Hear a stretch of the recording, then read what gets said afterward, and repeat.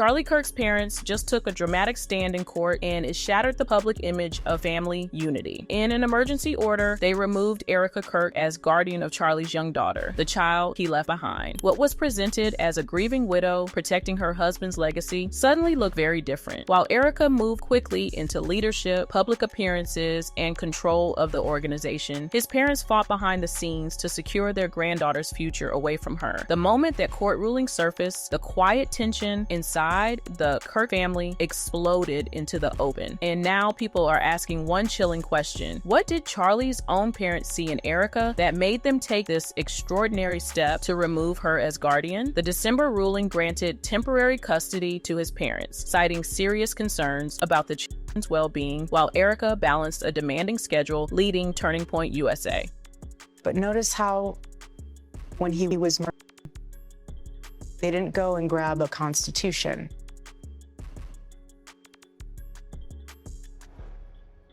They grabbed a Bible. And once you get that Bible in your hands, the Constitution makes way more sense. Thank you.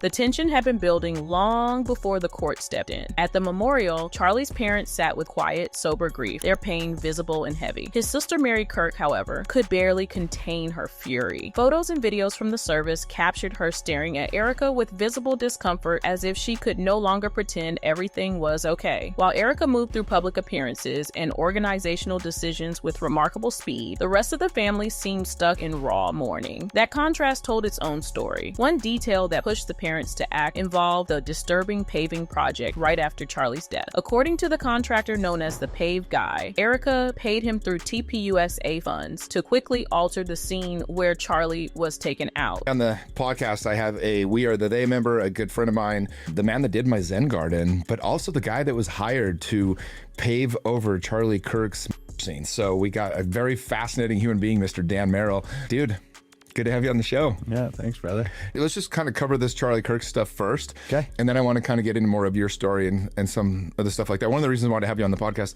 I mean, it's just fascinating. That was probably one of the 3 or 4 most impactful moments of our lives as far as, you know, a national event goes.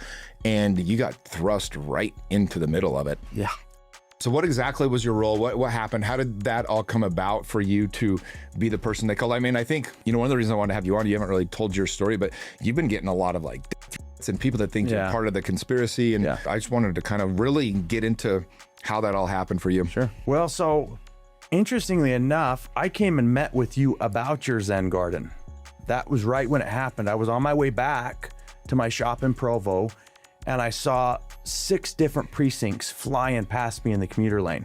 Dan Merrill was barely part of the conversation at all. Most people following discussions surrounding Charlie Kirk's death were focused on larger questions, larger personalities, and larger controversies. Dan was simply the guy hired to do a job. At least that's how he saw it. According to his public statements, when the work first came his way, nothing immediately stood out. Construction projects happen every day. Deadlines happen every day. But what Dan didn't realize at the time was that people would eventually start examining that job far more closely than he ever expected. And months later, that's exactly what's happening. The reason isn't necessarily what he did, it's when he did it. Because once Dan began discussing the timeline publicly, viewers started looking at his story differently. Not as a construction project, but as a sequence of decisions. People started focusing on how quickly everything moved. Some say the place should have been left as a permanent memorial to Charlie. I like to be useful, you know, where I can be help, you know.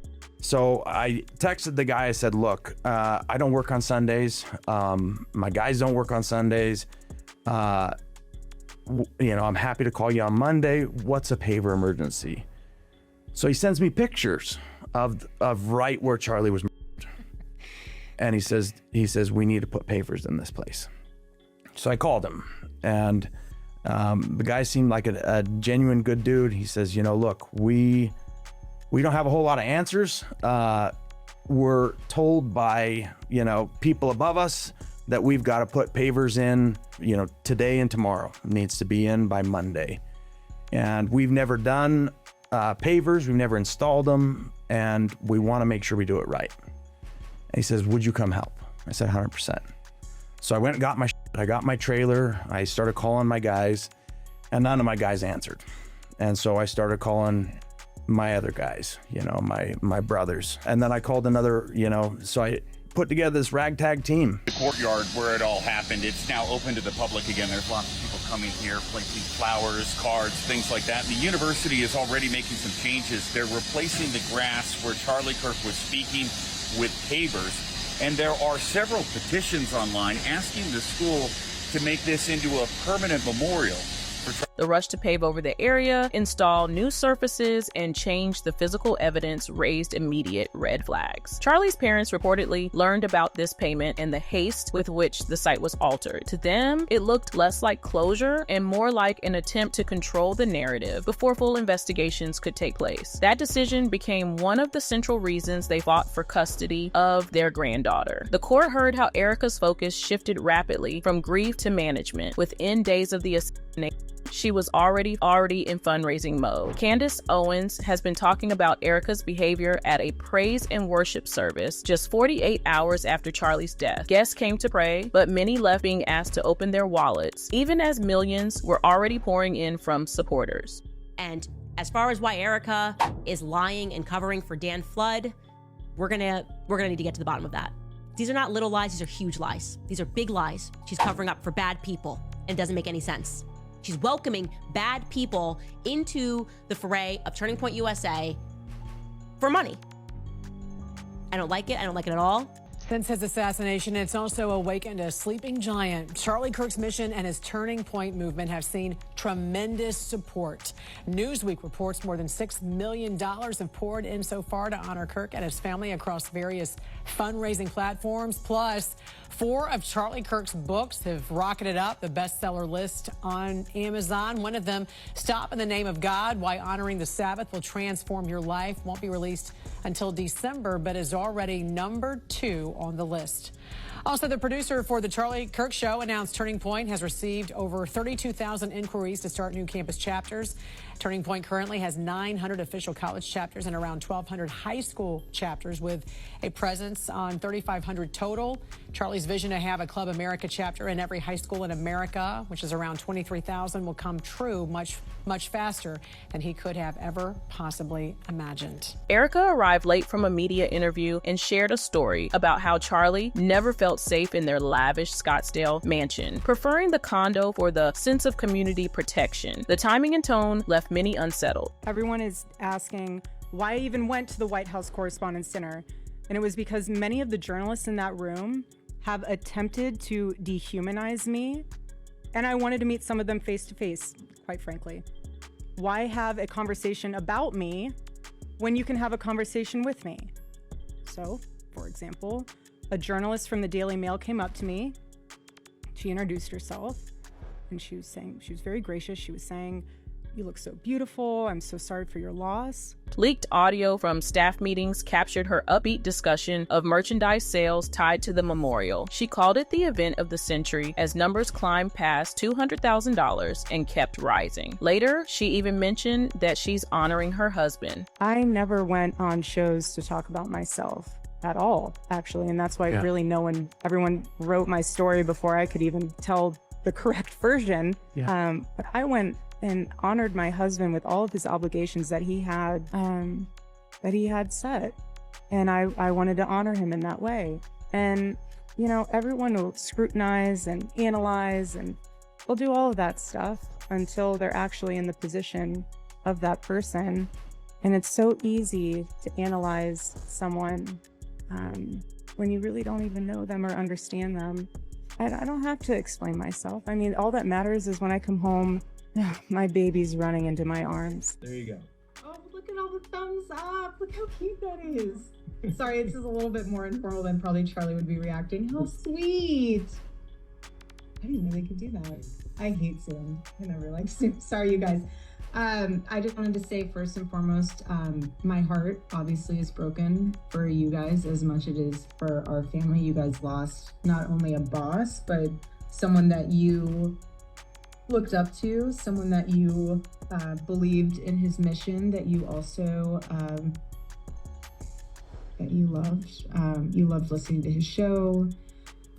You loved hearing his wisdom on things. I'm sure some of you have also had very personal moments of where you sat down. The celebratory energy stood in sharp contrast to the quiet sorrow of Charlie's parents. While they processed their loss privately, Erika pushed forward with public appearances, events, and organizational control. The parents saw a pattern that worried them deeply for their granddaughter's future. Another major concern centered on Erika's past relationships and behavior. Resurfaced tapes and messages allegedly showed her in intimate exchanges with a younger woman, including compliments on her beauty and personal affection that went beyond mentorship. Photos from birthday gifts, vacations, public affection, even paying for the girl's flight to Puerto Rico after meeting her, captions that hinted at a deeper connection, not something explicitly stated, but something people started picking up on once they looked closer. On February 13th, 2014, Jillian replied to one of Erika's tweets by saying, @ErikaFrancvi, gorgeous as always. A few hours later, she then tweeted, "Why did @ErikaFrancvi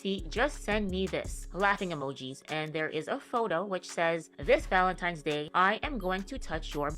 Jillian posted this tweet on March 6, 2014. So Erika says, "Let me call you, hold on sweetheart, give me a wow." And then Jillian says, "Okay," and puts laughing emojis. Erika then says, "Sex too, but not from you, LOL. Holy laughing emoji.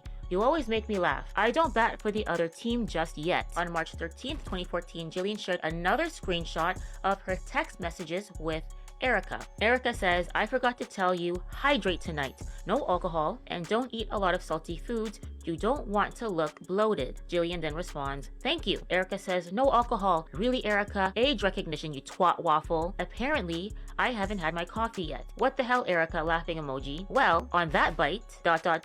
note, "You Siri, come on, hashtag the struggle. What are you trying to say, laughing emoji? Spit it out, you twat waffle." On the morning of March 26, 2014, Jillian tweeted, "I just want to be somebody's woman crush Wednesday. Is that too much to ask?" That evening, she then tweets, "Thank you @ErikaFrancvi for making my whole week," and she shares this photo, and the photo is of a gnome, and it says, "I want to be inside your lady garden." These interactions, combined with earlier casting tapes that revealed a far more outgoing, spotlight-seeking version of Erika, painted a picture that clashed with the disciplined image she later promoted. Really handsome. You look gorgeous. Are you fixing my... I got a little bacon. Baby, that's deep in there. Give them a cleavage. People want cleavage. Showcase it. Sells, babe. Sells. That's me. That's against our religion. It's not. It's within the confines of marriage. I was here for 5 years. I never dated here because I saw vicariously through my roommate how terrible it was. Somehow getting drinks was the replacement of having coffee and breakfast. I personally would rather have coffee or brunch with someone than going, I don't drink. I find it unproductive, not because I'm holier than whatever. I just don't operate that way. But I always thought it was very strange how she would go to drinks with one guy and then go to dinner with another. So it goes twofold here. So if you're expecting to marry someone that I was blessed with, like a Charlie, you have to be the type of woman that will attract a Charlie. Are you going to church?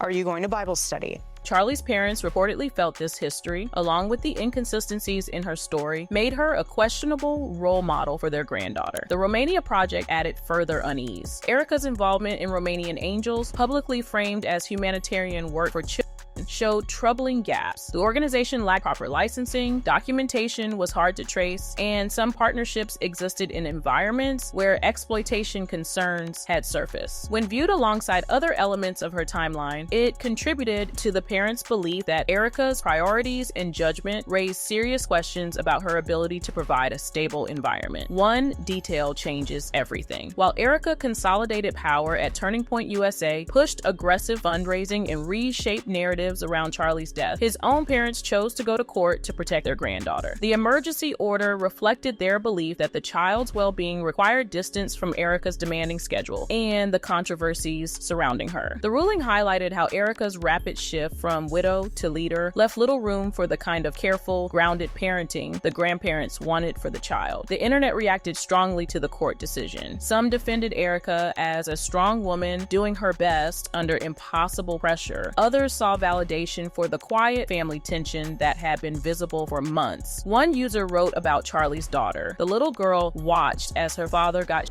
in her very own eyes. She will never forget that image. This user was blunt. His parents are suffering, and Erika Kirk is pretending yet another user comments on the young individual Erika showers with affection. You can also go see Erika's comments under the girl's Instagram post. Why did the grandparents believe this step was necessary? What did they see in Erika's choices that the public may have missed? And if the court agreed there were serious concerns about the child's well-being, what else might still be hidden behind the carefully managed public story? The truth about the final days, money raised, decisions made, and the family fractures keep surfacing in fragments. Drop your thoughts in the comments. Let's talk about it. And make sure to hit that like and subscribe button because this story is far from over.